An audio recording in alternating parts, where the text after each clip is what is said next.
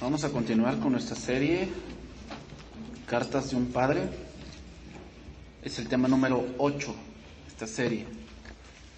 El tema de esta mañana se titula Como Él. ¿Okay? Como Él. Primera de Juan 2:8. Vamos a leer esos 3 versos. Dice: el que dice que permanece en Él. Vean cómo se repite esa frase. El que dice que permanece en Él debe andar como Él anduvo.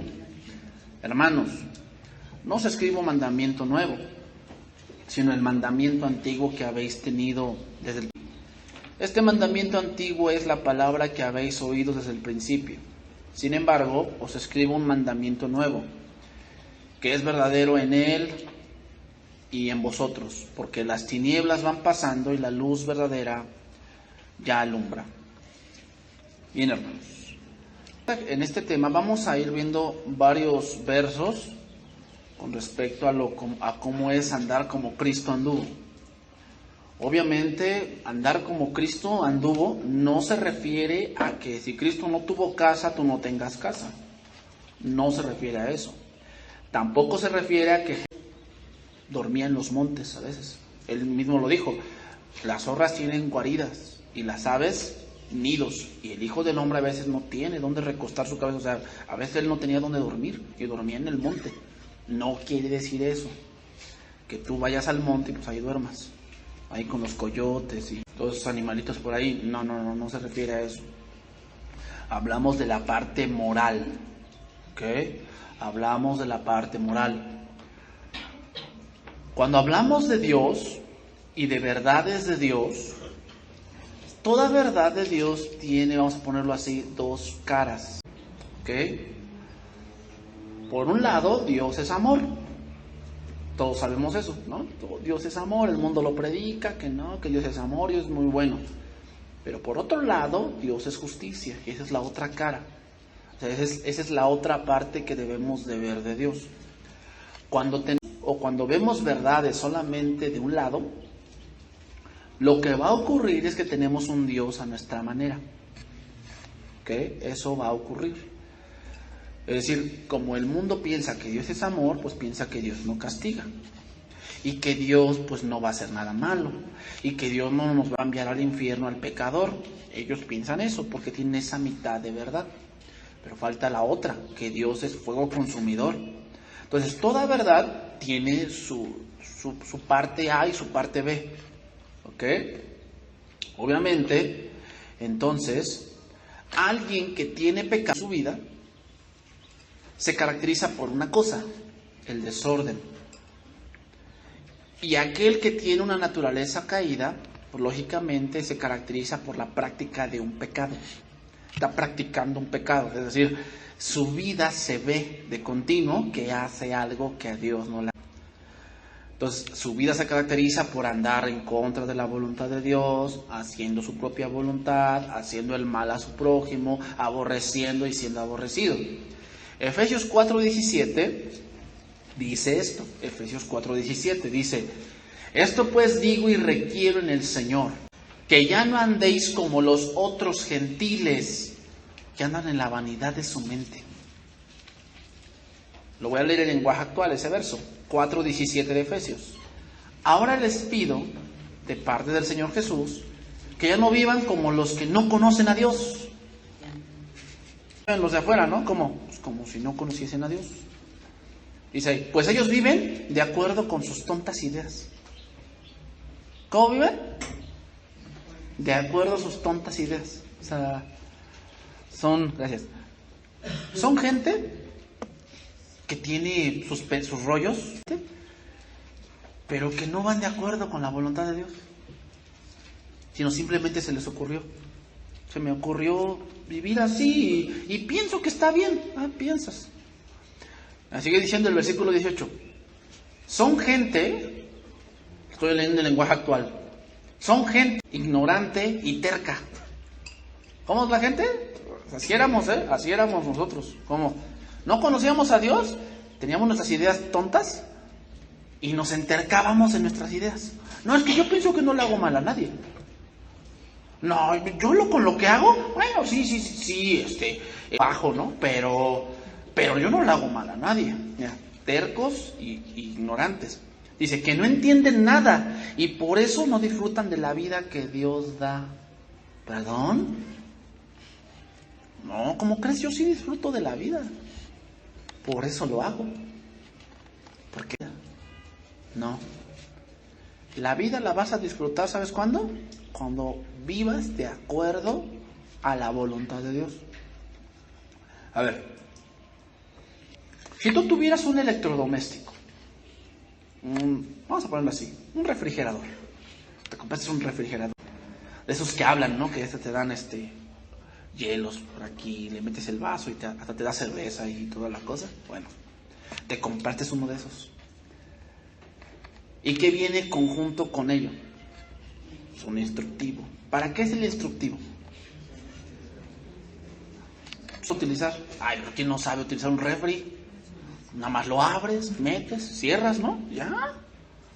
No, pero hay ciertas partes de los refrigeradores modernos, hay ciertas partes que congela más, que hay más frío en ciertas partes, en ciertas áreas, que en otras. Entonces, cierto tipo de alimento, tipo de verduras requieren más congelación para que duren más. Ah, bueno, ¿eso cómo lo vas a saber? Leyendo el instructivo. Y si tú lees el instructivo, le vas a sacar el mayor provecho a tu aparato. ¿Estamos de acuerdo? Bueno, tú puedes tener dos maneras de llevar tu vida. A tu manera o como Dios manda. A tu manera piensas que la disfrutas, pero en realidad nada más la estás malgastando. O sea, malgastas tu juventud, malgastas tu adolescencia, tus fuerzas. Así lo dice Proverbios, dice, es tus fuerzas las mujeres. En otro pasaje, en otra versión de ese pasaje de Proverbios, dice, no andes regando tu semen por donde sea. O sea, no andes teniendo hijos regados. Eso es lo que dice Dios. O sea, date cuenta, el hombre en el mundo dice que eso es vivir, pero Dios dice que no. La Biblia dice, ten tu propia cisterna o ten tu propia mujer. Ese es el modelo de Dios para que disfrutes tu vida. Eso es disfrutar tu vida. Pero ¿qué te dice el mundo? O sea, tienes dos cosas. O lo haces a tu manera o lo haces como Dios dice. Sigue diciendo, versículo 19. Los cuales, después de haber perdido toda sensibilidad, esa sensibilidad se refiere, ya no tienen vergüenza. O sea, tú como que tú haces algo malo y pues como que dices, ay no, si se enteran, pues qué feo, ¿no? Pero hay gente que ya pues, no le causa pena hacer eso. Ya que me digan, que me cachen, pues ya. Si lo sabe Dios, pues que se entere el mundo, dicen, ¿no? Ya. Dice, se entregaron a la lascivia para cometer con avidez toda clase de impureza. ¿Cómo empezó todo? Porque no conocen a Dios. Se date cuenta, el pecado primario es no conocer a Dios. Y ese te va llevando a otro, y a otro, y a otro, y a otro más bajo. O sea, el pecado siempre va a ir degradándote más. Pero dice el versículo 20, mas vosotros no habéis aprendido así de Cristo.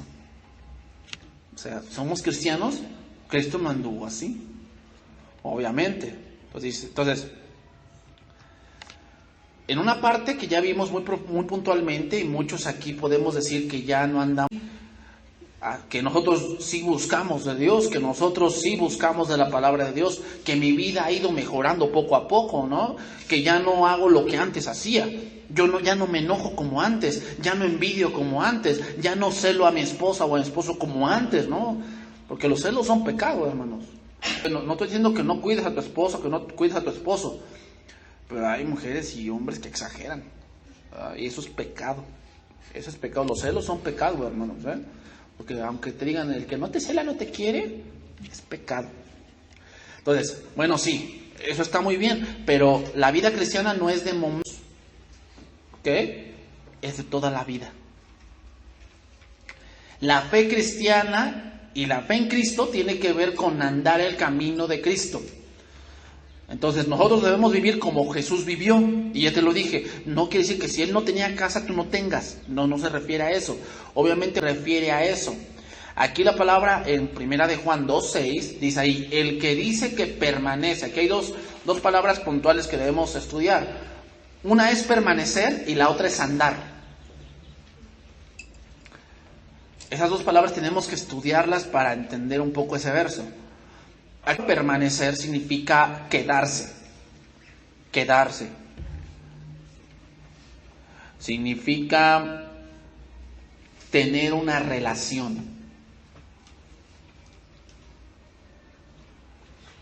Cuando tú decidiste casarte,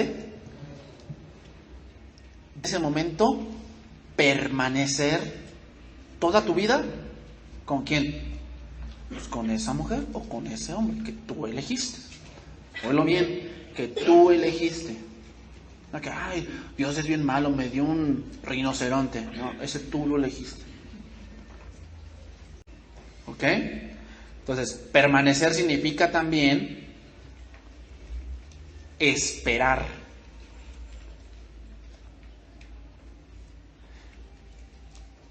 ¿Ok? Ahora, la otra palabra es andar. Andar. Debe andar. Bueno, esa palabra andar significa estar alrededor de cosas. Significa vivir sin moverse. Significa vivir sin moverse. Ok. Vamos a los versículos de esto, ok, para ir entendiéndolo. La pregunta es, ¿cómo vivió Jesús? O sea, si queremos andar como Él anduvo, debemos saber primeramente cómo anduvo Él, ¿verdad? Pues vamos a ver ciertos versos, vamos al Evangelio de Juan. Vamos a ir viendo varios versos así, para ir sacando ahí. Primeramente, el Evangelio de Juan, capítulo 4, verso 31. Entonces, estamos viendo ahorita esta parte, ¿cómo anduvo Él? ¿Okay? ¿Cómo anduvo? O sea, dice, el que dice que permanece en Dios debe andar como Él anduvo. Bueno, ¿cómo anduvo Él? Lo dije, no se refiere a que si Él no tenía dinero, yo tampoco tenga, porque varios llegaron a ese punto. O sea, por si tú lees la historia de la iglesia, hubo una parte en la historia de la iglesia que creían que la piedad era símbolo de pobreza. Entonces, la gente que tenía dinero, cuando el cristianismo los obligaban a ser pobres, o sea, que vendieran todo y que fueran pobres, que vivieran así con lo mínimo y malentendían las escrituras. Ahora se ha volteado, ¿verdad? Ahora ya no es que seas pobre, ahora hay que ser rico, que seas hijo del rey y toda la cosa, que tengas las comodidades. Bueno, llevar esos extremos. Ahora, otra cosa, tener pobreza, esa es una parte de la balanza. Tener pobreza no significa que Dios no esté contigo. Óyelo bien. Tener pobreza no significa que Dios no esté contigo, ni que Dios no te esté bendiciendo. A veces en la pobreza es la mejor manera en que tú buscas a Dios. Ni tampoco el otro lado, porque tengas muchas riquezas, quiere decir que Dios está contento. Porque dicen, a ver, si Dios está enojado conmigo, ¿por qué me da? Porque tengo dinero. A ver, respóndeme esa. Bueno, no podemos irnos por esas cosas, ¿ok? O sea, tú puedes ser pobre y ser un rico en Cristo, y tú puedes ser rico y ser pobre. Por si te voy a dar, por decir, la iglesia de Esmirna o la iglesia de Filadelfia, eran iglesias perseguidas y obviamente pobres, pero le dijo Dios, tú eres rico. Pero ve la Odisea, la última iglesia de Apocalipsis 3, le dijo, porque tú dices, yo soy rico y me he enriquecido y no sabes. O sea, puedes tener dinero y ser un miserable, que no es símbolo de que Dios esté bien. No puedes medir eso a Dios por las cosas que tienes, ¿ok? Entonces, dice ahí, Juan 4:31. Entre tanto, aquí el contexto es la mujer samaritana. Es el contexto. Jesús andaba por el camino, se detuvo en un pozo y vino una mujer a horas que la mujer no venía al pozo. Las mujeres venían a ciertas horas, ella no vino a la hora acostumbrada. ¿Por qué? Porque era una mujer de mala fama. Era una mujer que había tenido 4 y el que tenía no era su marido. Imagínate. Entonces no salía a la hora de las mujeres, salía a otra hora. Pero Jesús iba a tener un encuentro con ella. Entonces ahí, entre tanto los discípulos le rogaban diciendo, Rabí, come. Él le dijo, yo tengo una comida que comer, que vosotros no sabéis. Entonces lo decían unos a otros, ¿le habrán traído a alguien de comer? Jesús les dijo, mi comida es que haga la voluntad del que me envió y que acabe su obra. Ahí tenemos una frase, la voluntad de Dios. Juan capítulo 6, versículo 35, más adelante, Juan 6, 35.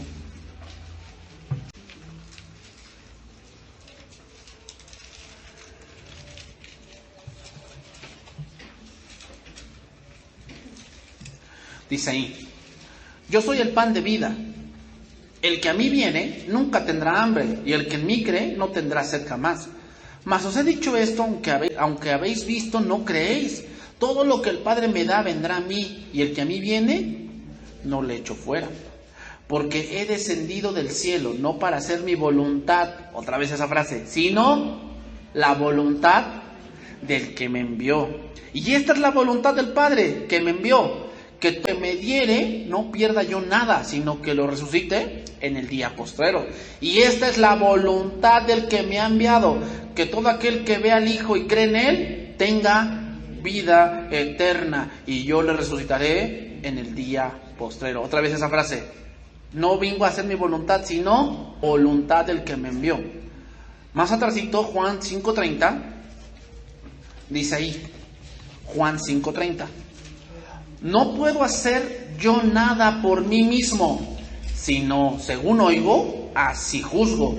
Y mi juicio es justo, porque no busco mi voluntad, sino la voluntad del que me envió, la del Padre. Más adelante, Juan 14:10.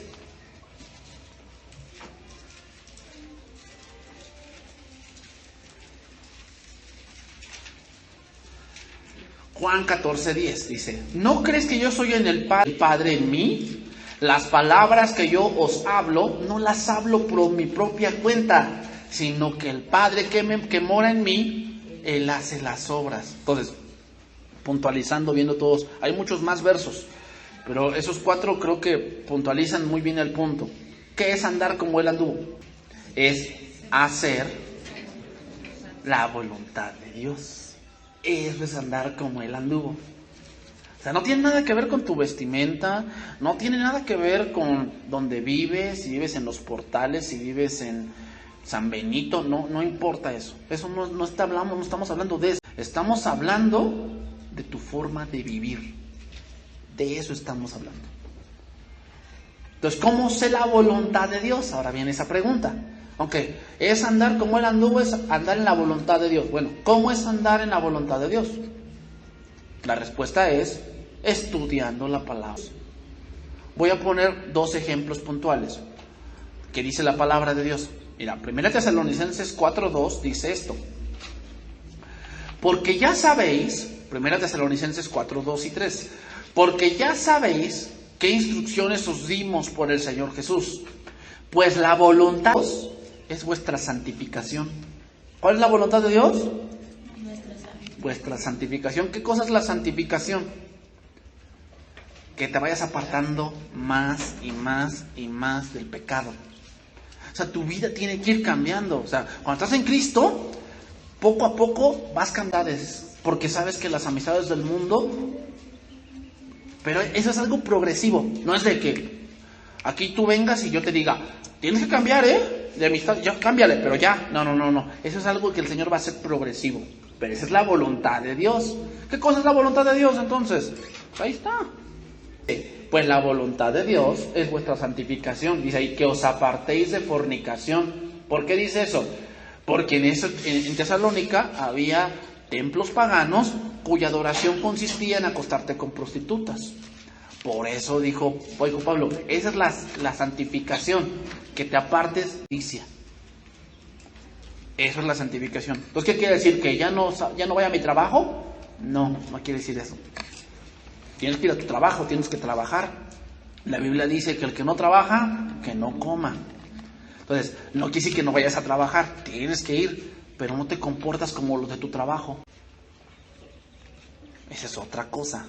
Esa es santificación, ¿eh? Santificación es que vas con tu familia y todos tratan a la mujer sobajarla, pisotearla. Pero tú estás en la santificación. ¿Qué haces con tu esposa? Por decir, algo que el mundo ya no hace es que subir a tu coche, ¿qué haces? Pues le abres la puerta, ¿verdad? No, que se la abra ella. Además mi coche es eléctrico. Le doy y se quita el seguro, entonces ya se abrió, ya que la abra. No, esa parte, hermanos, es de que tú trates bien a tu esposa. ¿Cuál otro es bien trato de tu esposa? Que a veces ya se sentaron todos en la mesa y tú no sabes si tu esposa va a tener asiento. Que se siente por allá. O sea, total, ¿no? Aquí estamos los puros machos. No. Si tú eres un caballero con tu esposa, ¿qué vas a hacer? ¿No? Darle el asiento o buscar que tu esposa se siente a tu lado, ¿verdad? ¿Qué para allá? Ay, ¿verdad que tú eres un bien mandilón, verdad? Te manda tu mujer. Y ya la llaman y la quieren humillar. ¿Tú qué debes hacer? Protegerla. Eso es tu parte del hombre. Esa es la santificación, hermano. Tú ya no eres como el mundo. Tú ya no... O sea, ¿qué hace la mujer la mujer del mundo con el hombre? Lo trata de manipular. Tú dices, no, si él es la cabeza, yo soy el cuello. Yo lo manipulo, yo lo manejo. No. Tú tratas como mujer de, como dices, respetarlo. Porque si tú no lo respetas, no esperes que el mundo lo haga. Si los de su casa no lo respetan, menos allá afuera lo van a respetar. O sea, esa es la santificación, hermano. Que Dios te va a ir cambiando y ya no te pareces al mundo. Aunque andamos en el mundo, no somos del mundo. Otro versículo donde vemos esto es Hebreos 13:20. Dice ahí, Hebreos 13:20, dice: y el Dios de paz, que resucitó de los muertos a nuestro Señor Jesucristo, el gran pastor de las ovejas, por la sangre del pacto eterno, os haga aptos en toda obra buena, para que hagáis su voluntad. ¿Cuál es la voluntad de Dios ahí? Hacer obras buenas. ¿Qué es una obra buena? Pues podemos hablar mucho de eso, pero te voy a decir una cosa. Una obra buena es aquella que no busca la jactancia. ¿Cómo la jactancia? Pues tú tienes una chamarra que ya, pues tú dices, se la voy a dar. Se la das a una persona. Y después pues la persona pues se la pone, ¿no? Y viene a la iglesia. ¿Vieron esa chamarra? Yo se la di, Se acabó tu obra. A veces las buenas obras solamente es entre tú y Dios. O sea, tú le das a alguien y nadie más te vio más que Dios. Pero Dios te recompensará en público. Esa es la obra buena. Esa es la voluntad de Dios. Dice, haciendo Él en vosotros lo que es agradable delante de Él por Jesucristo. Entonces, así podemos ver, hay muchas en las Escrituras donde podemos ver la voluntad de Dios. Entonces, retomando. El que dice que permanece en Él debe andar como Él anduvo. Ahora, ¿por qué decimos que tales personas son esposos o novios? ¿Por qué decimos? Porque comparten algo, porque están juntos, porque caminan juntos, porque hay preocupación el uno por el otro, ¿verdad? Eso hay en una relación. Entonces, ¿cómo es la prueba de que ando con Cristo?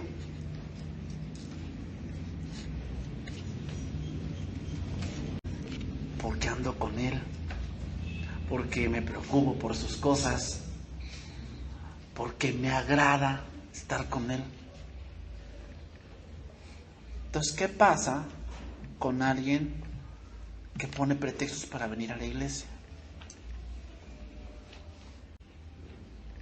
Algo anda mal. ¿Te has visto, no? ¿Qué pasa cuando el esposo tiene un amante?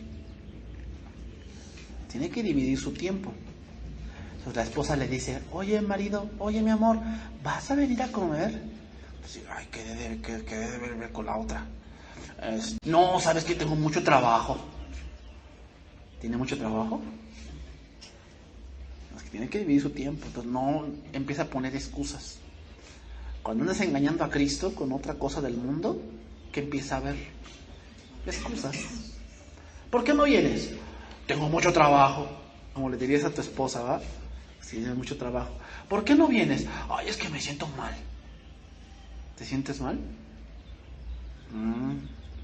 Cuando alguien pone excusas para venir a la iglesia o para hacer las cosas de Dios, algo anda mal.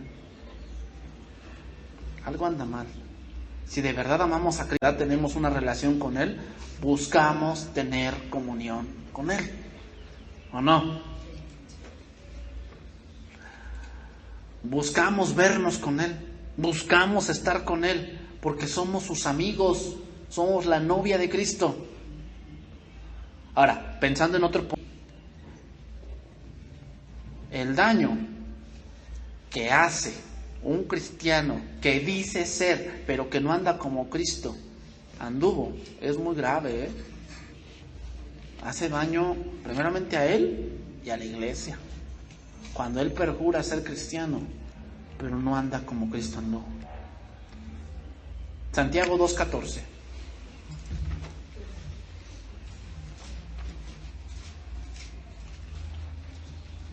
Entonces, hermanos, no ser cristiano no es nada más que traigas una Biblia aquí debajo del brazo. Soy cristiano, porque traigo una Biblia.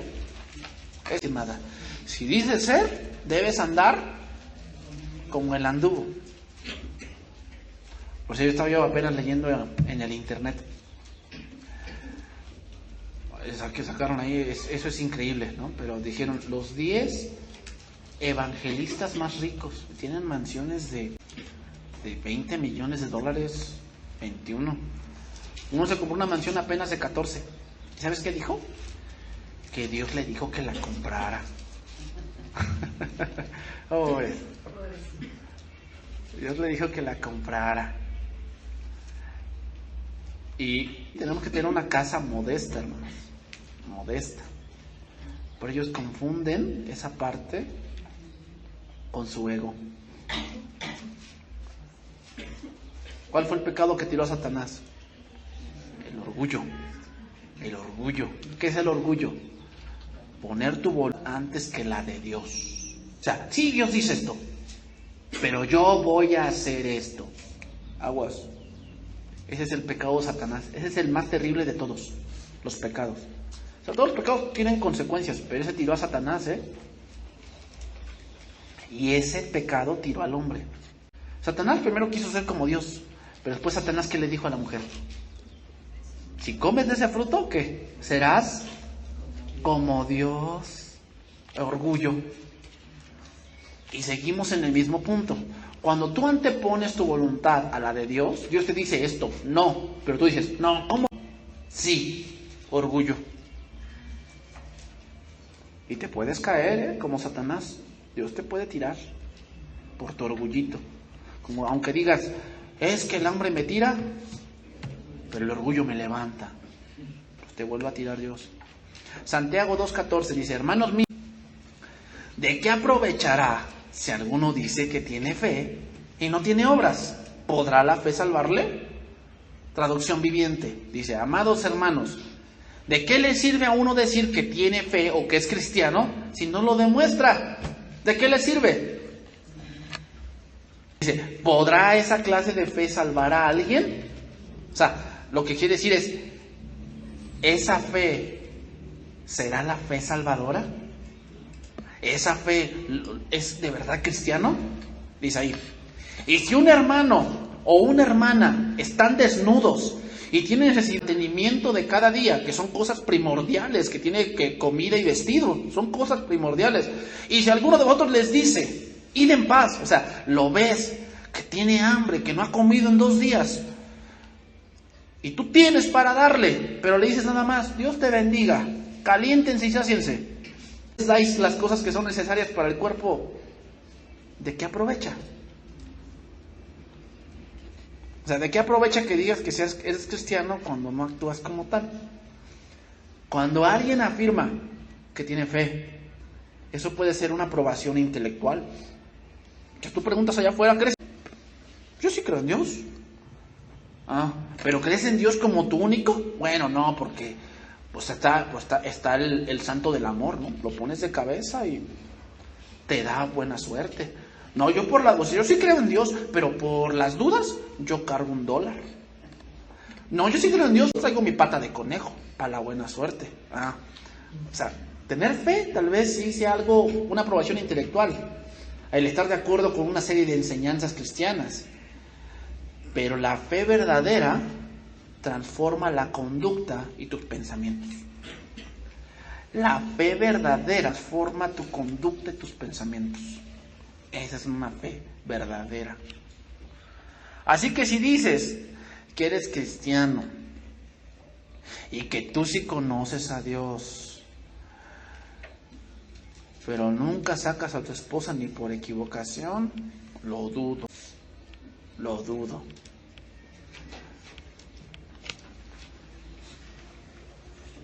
Porque Cristo no haría eso. Cristo no hace eso contigo. Él te sustenta cada día, ¿verdad? Él te da vida cada día. Él a veces te da sanidad. Cuando te duele la cabeza, cuando los ojos, te da sanidad. Pues si el hombre debe amar a tu esposa como Cristo amó a la iglesia, ¿qué debes hacer tú?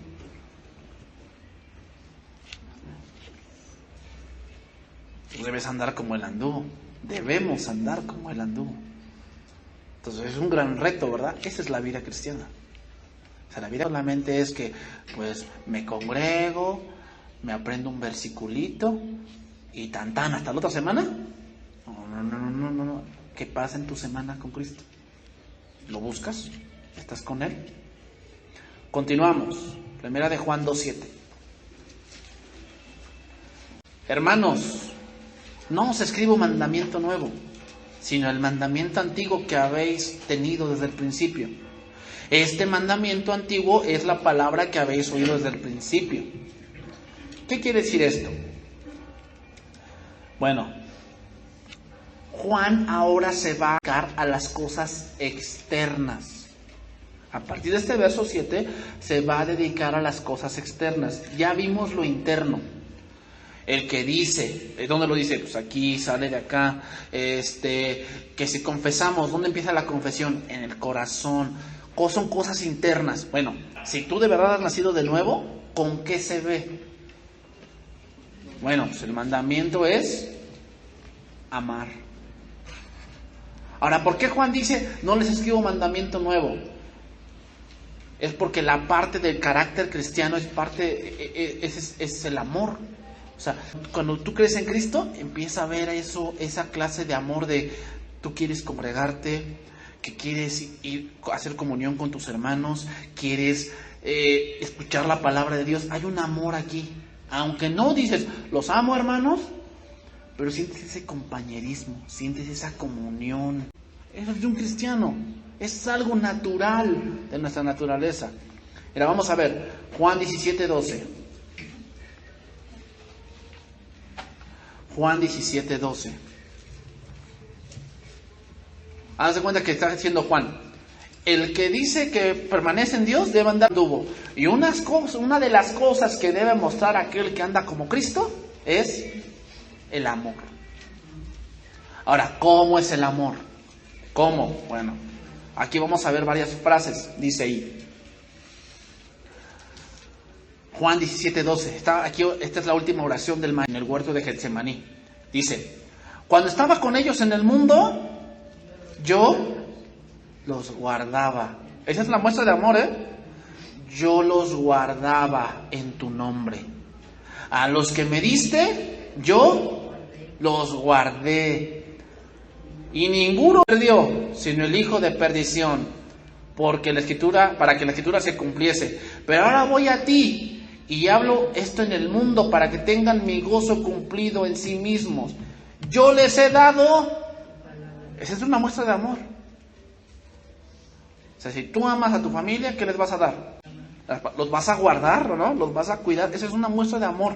Aunque tú no digas, te amo, hijo, que yo creo que sí lo has dicho, pero aunque no le digas eso, ese resguardo, el que tú trabajes para que él coma, para que él se vista, para que él tenga un techo donde dormir, esa es una muestra de amor. Porque lo guardas, le das la palabra. Dice, y el mundo los aborreció, porque no son del mundo, como tampoco yo soy del mundo. No ruego que los quites del mundo, sino que, otra vez, los guardes del mundo. No son del mundo, como yo tampoco soy del mundo. Santifícalos en tu verdad. Tu palabra es verdad. Cuando tú me enviaste al mundo, así yo los he enviado. ¿Qué quiere decir? Eso es otra muestra de amor. ¿Cuál? Responsabilidades. O sea, en tu amor le vas a dar a tu hijo responsabilidades. Dios nos da responsabilidades a cada uno de nosotros. ¿Por qué? Porque nos ama. Esa es la muestra de amor, hermanos. Sigue diciendo, y por ellos yo me santifico a mí mismo, para que también ellos sean santificados en la verdad, mas no solamente por estos. ¿Cuál es la muestra de amor ahí? Orar por lo venidero. Tienes que orar por tu hijo porque un día se va a casar, pues que le toca una buena esposa, ¿no? Pues ora por él. Ay, que nunca mi hijo se case.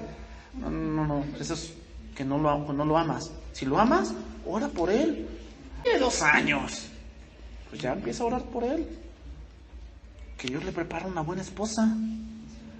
Que a tu hija le toque un buen esposo, ¿o no? Que la ame, que la respete. Que no le impida venir a la iglesia, ¿o no? Oye, que qué calvario cuando ya se pone el hombre fuerte en oposición a que venga.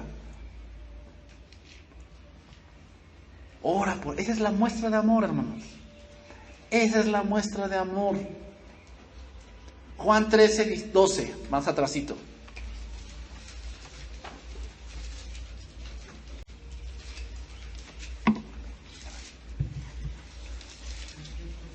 Juan 13, 12. Aquí el contexto es, Jesús lava los pies de los discípulos. Dice ahí. Así que después que les hubo lavado los pies, tomó su manto, volvió a la mesa y les dijo, ¿sabéis lo que he hecho? Vosotros me llamáis maestro y señor, y decís bien porque lo soy. Pues si yo, el señor y el maestro, he lavado vuestros pies. Aquí lavar los pies da el significado de servicio. Ese es el significado, servicio. Si yo, vuestro maestro, he servido, vosotros también debéis serviros o lavar los pies los unos a los otros. Porque ejemplo os he dado, para que como yo he hecho, ustedes también lo hagan. De cierto os digo, el siervo no es mayor que su señor, ni el enviado es mayor que el que lo envió. Entonces, esa es la muestra de nuestro Señor Jesucristo hacia nosotros, que Él nos sirvió primero. Esa es la muestra de... O sea, ¿tú quieres ver muestra de amor de Dios? Ahí está. Cristo es la mayor muestra de amor. Se entregó para que tú tuvieses vida. O sea, ¿qué más amor que ese? Vamos a ver otro verso más de este punto, Romanos 5:6.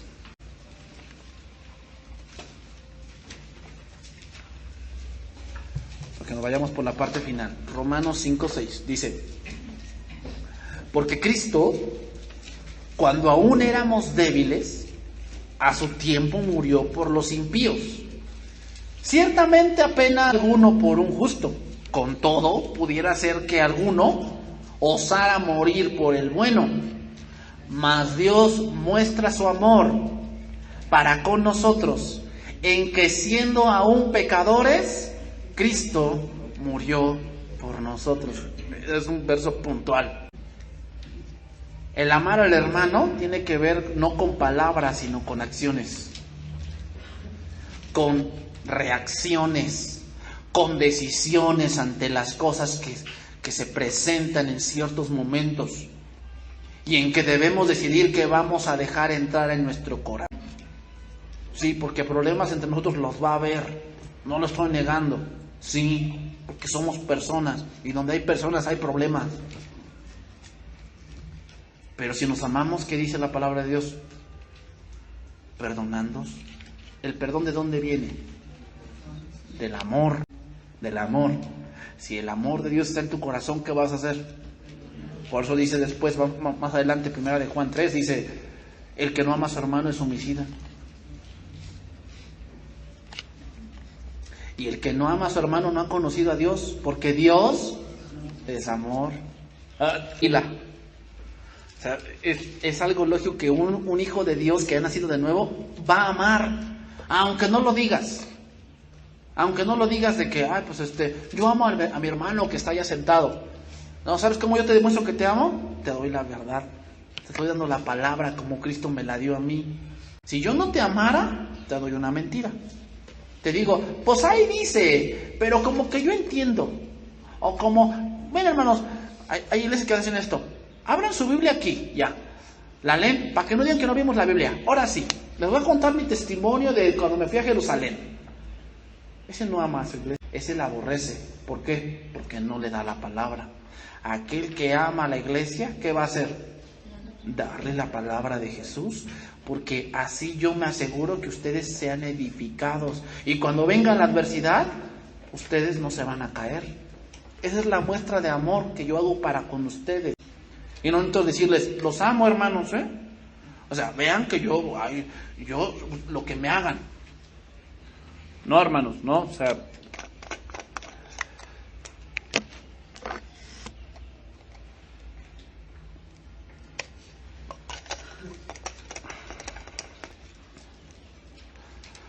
Sí. Entonces, la muestra de amor más grande, ¿cuál es? La palabra. La palabra. La palabra. O sea, para hacer un estudio de estos, es un tiempo de unas 6 horas. Y el tiempo es... ¿no? Entonces, es una inversión.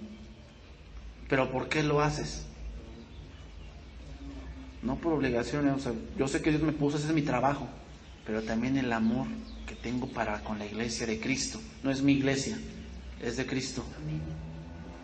Entonces, el amar al hermano tiene que ver con acciones. Si en algún punto estamos odiando a alguien de nuestros hermanos que se congrega con nosotros o de otra iglesia, su amor no está en nosotros, somos mentirosos.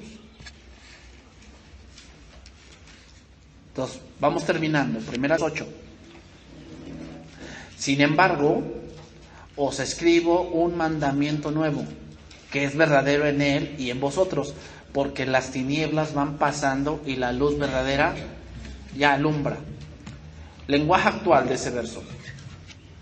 Sin embargo, escribo es un mandamiento nuevo y ya saben lo que significa, como también Cristo lo sabe. Él es la luz verdadera, que brilla cada vez más fuerte y que hace que la oscuridad vaya disminuyendo. Sin embargo, hermanos, implica que ahora respecto a la situación que se está presentando, ¿cuál? Una gnóstica, que es lo que estamos viendo, ¿cómo podríamos distinguir quiénes son los verdaderos creyentes y los que se han ido por el gnosticismo? Por el amor. Por el amor. Aquel que anda en el amor, su conducta, su forma de conducirse, su forma de llevar su vida, familia, su trabajo, es de luz. Los gnósticos se jactaban mucho de saber, pero llevaban una vida tan terrible. Entonces, ahora, otro punto. ¿Por qué dice allí que no escribe un mandamiento nuevo, aunque es nuevo? Dice, no escribo un mandamiento nuevo, que es verdadero en él y en vosotros. ¿Por qué dice eso? ¿Sabes por qué? Porque la ley ya decía que debíamos amar al prójimo como a nosotros mismos, pero un cristiano lo hace por naturaleza. Los de afuera aman a los que les conviene. Así dijo Cristo, ¿no? Mateo 5:46 dice, porque si amáis a los que os aman, ¿qué recompensa tendréis? ¿No hacen así también los publicanos? ¿O no? O sea, el mocha orejas ama a su familia y es bien malo. Dice, y si saludáis a vuestros hermanos solamente, ¿qué hacéis de más? ¿No hacen así también los gentiles? O sea, ¿no hacen así también los diputados? ¿Saludan a los que son de su alcurnia? Dice, sed pues vosotros perfectos, como vuestro Padre que está en los cielos es perfecto. ¿Qué quiere decir?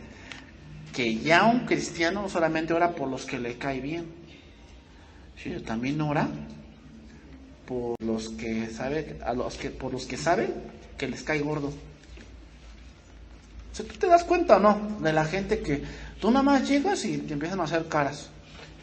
Ay, ya llegó. Ay, ya mejor le paramos a nuestra conversación porque se enojan. ¿Qué hace el cristiano? Ora por ellos. Ora por ellos. Y el día que esa gente llegue contigo y te va a decir, oye, ¿sabes qué? Mira, tengo problemas. Y yo sé que tú eres diferente. Eres diferente porque no guardaste rencor. Porque amaste a tu prójimo como a ti mismo. ¿Qué haría el mundo? O le pago con otro billete más grande, que me regrese cambio. En vez de pagarle con la misma moneda, dice, le pago más grande. Eso es el mundo. Por eso, ya como que vamos más allá. Con Cristo en el corazón, esto cobra mucho sentido. ¿Por qué? Porque ahora Él es mi ejemplo. Y Él me amó hasta el fin. Él, aunque yo era su enemigo, hizo lo necesario para reconciliarme con Dios. Ahora el amar al prójimo cobra un sentido, ya que Cristo habita en mi corazón y puedo hacerlo. Entonces, amar a mi prójimo no implica solamente a los que me caen bien. Amar a mi prójimo es a veces bendecir al que me maldice. Sí, hermanos. ¿Es difícil? Tenemos carne. Y la carne no le gusta hacer eso. O sea, a la carne no le gusta soltar. ¿A quién le gusta perdonar deudas? Y más si son más de 1000. Pues como que te cuesta, ¿verdad? Y si Dios perdona, suéltalo ya. Yo te puedo dar más. Suéltalo. No, pero Señor, ¿cómo crees? Me va a decir que yo soy bien débil. Esa es tu carne. Pero ¿qué vas a hacer si quieres obedecer? Dices, sí, Señor. Y bendices, ¿no? A tu enemigo.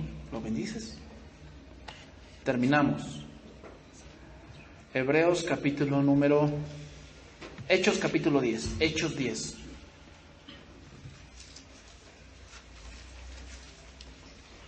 Con este relato vamos a terminar.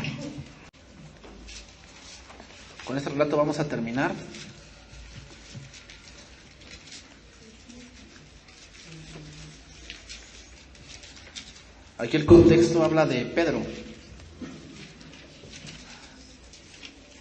en el que va a visitar. En la cultura judía, visitar a un gentil era pecado. ¿Qué, hermanos? O sea, un judío no podía entrar a la casa de alguien que no fuese judío. Era algo terrorífico. Y todavía como que Pedro hizo en su mente. Tú recuerdas ese relato, ¿no? Cuando Pedro estaba en la azotea y dice que le vino un éxtasis. Bajó un lienzo y le dio y vio muchos animales. Todos esos animales le dijo, Pedro, mata y come. Y él dijo, no, es que son inmundos. Había ciertos animales que eran inmundos. Bueno, y Dios le enseñó allí que los gentiles también iban a salir. Dios le enseñó ahí. Bueno, entonces vamos a leer el versículo 20. Cornelio era un hombre romano, o sea, no era judío. Entonces dice ahí, levántate y desciende, y no dudes de ir con ellos, porque yo los he enviado. Entonces Pedro descendió a donde estaban los hombres que fueron enviados por Cornelio y les dijo, he aquí yo soy el que buscabais, ¿cuál es la causa por la que habéis venido? Ellos dijeron, Cornelio, el centurión, varón justo de Dios, y que tiene buen testimonio en toda la nación de los judíos, ha recibido instrucciones de su santo ángel, de hacerte venir a su casa para oír tus palabras. Mira, si este hombre fuera católico, Cornelio, pues ya se hubiera salvado.